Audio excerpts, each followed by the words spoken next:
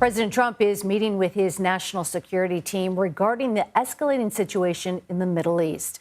Mr. Trump left the G7 summit in Canada early as a result of the rising tensions. Mr. Trump posted on his Truth Social platform before heading into the Situation Room, saying that the U.S. has, quote, complete and total control of the skies over Iran. He followed up with an additional post saying, quote, we know exactly where the so-called supreme leader is hiding. He is an easy target, but is safe there. We are not going to take him out, at least not for now. The post follows sources previously telling CBS News that President Trump had opposed an Israeli plan to take out Iran's supreme leader. Israeli Prime Minister Benjamin Netanyahu says the move would ultimately end the conflict. The message coincides with a fifth day of exchanges between Israel and Iran. Israel says it has thwarted multiple attempted missile strikes on the country, although some have successfully made it through the country's Iron Dome.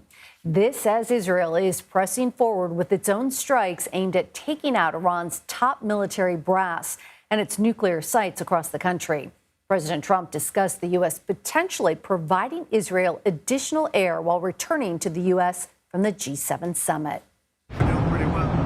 Remember, Iran cannot have a nuclear weapon. It's very simple. We don't have to go too deep into it. They just can't have a nuclear weapon. Let's bring in CBS News senior White House and political correspondent Ed O'Keefe for more on all of this. Ed, great to see you. As best you can tell, where do things stand in the Middle East for the White House? Well, let's begin here at the White House, Meg, where the president is set to spend the afternoon meeting with national security officials about the situation in the Middle East. He has spent much of the morning since he returned from Canada early this morning on Truth Social, signaling that the United States, or at least he, is far more actively engaged now in what is going on over there, earlier suggesting that we now control the skies over Iran. That brought a lot of pause and questions about whether the United States was now directly involved and in control of Iranian skies. The White House has since clarified that when he said that, he did not mean the United States of America is in control of the skies over Iran, but it signaled that he was clearly getting some updates and engaging.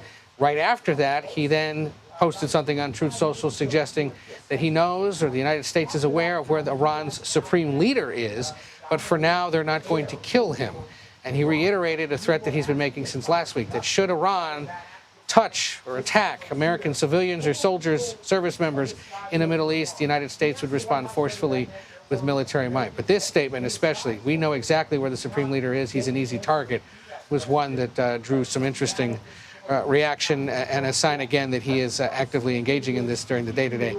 Finally, he tweeted a little while ago, or Truth Social, unconditional surrender. And that was all that the message said, which again shows that he's trying to get Iran to back down and to engage in some kind of talk. He made clear in his flight back from Canada overnight, he's not seeking a ceasefire between Israel and Iran. He wants Iran to end its nuclear program.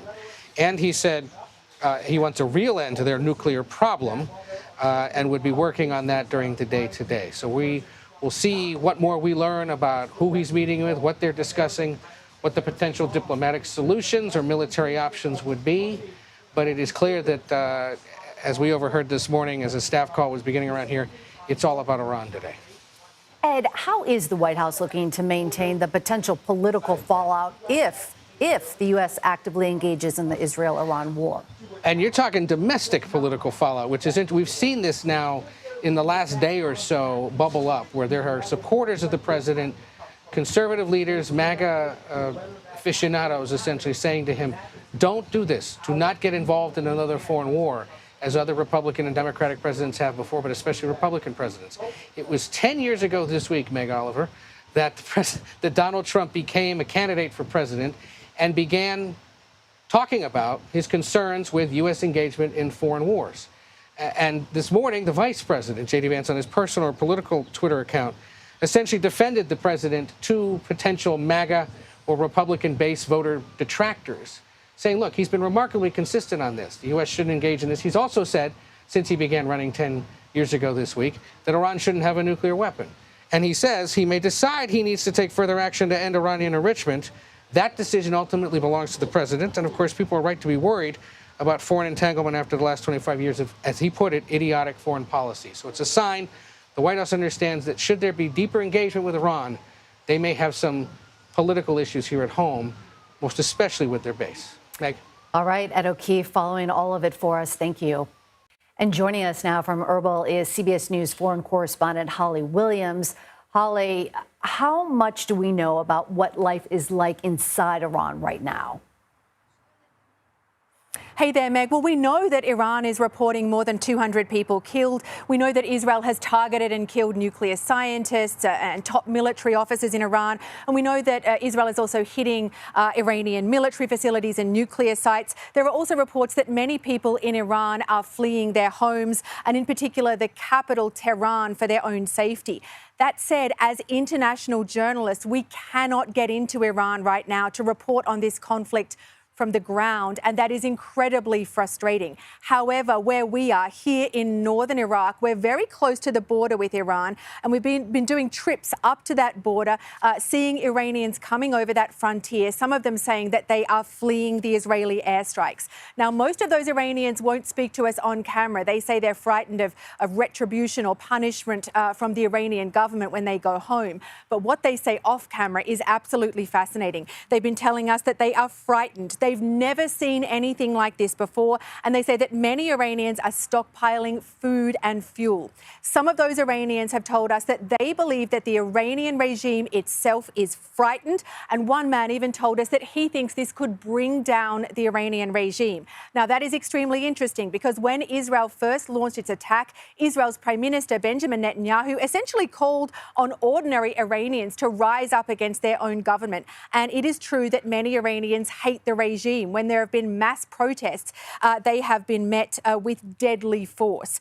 But thinking about the Iranians that we've seen at the border with their country under bombardment, they seemed more focused on survival than revolution.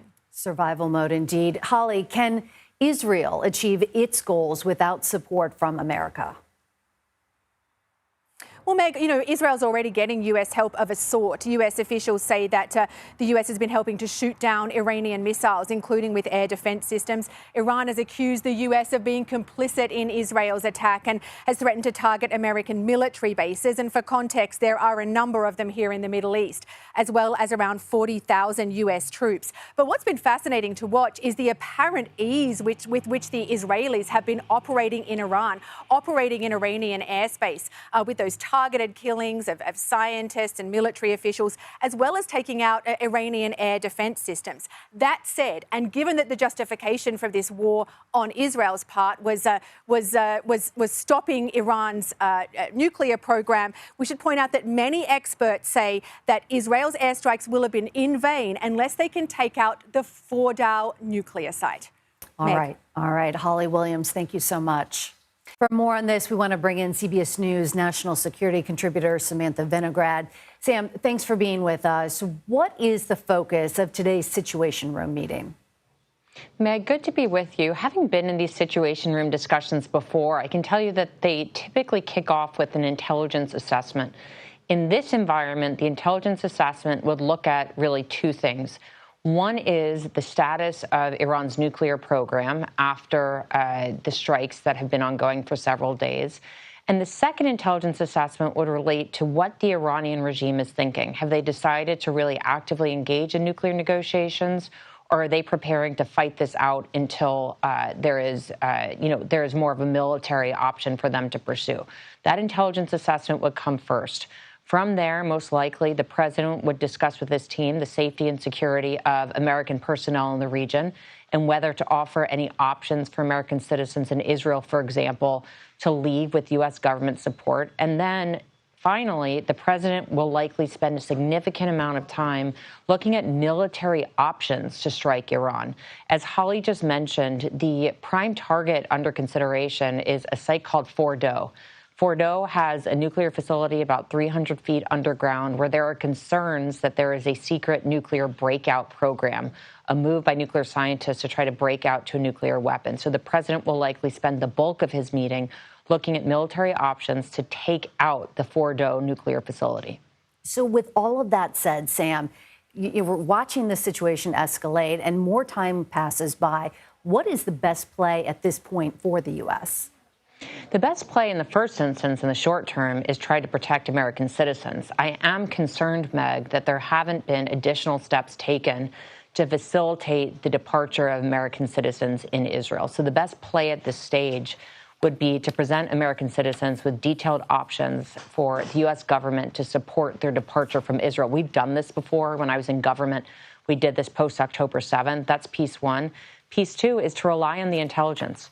If the intelligence shows that Iran has still not decided to break out to a nuclear weapon, which is what DNI Tulsi Gabbard said the other day, and if the intelligence shows that Iran is interested in de-escalating, the best play would be to de-escalate, to urge the Israelis to de-escalate, and then for Trump to stop any inflammatory rhetoric. If the intelligence instead shows that Iran is intent on fighting this out, then I do think that, or that Iran is intent on moving to a nuclear weapon immediately, I do think it'd be very prudent to carefully consider military options. All right, Sam Vinegrad, thank you so much for your perspective. Appreciate it.